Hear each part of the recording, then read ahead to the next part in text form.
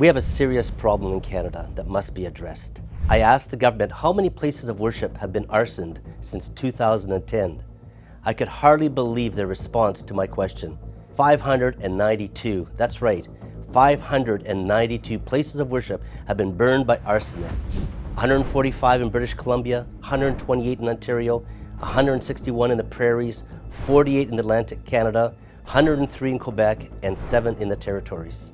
After 9 years of this Liberal government, hate crimes are up 251%. From coast to coast, churches, synagogues, mandirs, mosques, and temples have been set on fire and vandalized. In Morinville, Alberta, a historic church built 114 years ago by French Canadians was burned to the ground. My father attended here as a youth. In Winnipeg, this September, a young immigrant couple were killed when their church was set ablaze by an arsonist.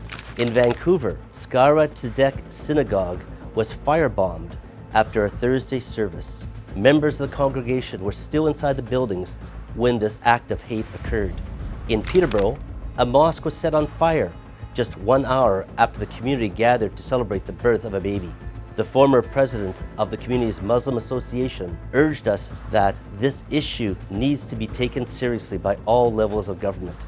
Currently, there is nothing in the criminal code that specifically addresses arson against religious institutions. My bill, C-411, the Anti-Arson Act, will change that if adopted by Parliament. It will implement a minimum sentence of 5 years for an indictable first offense and 7 years for repeat offenses.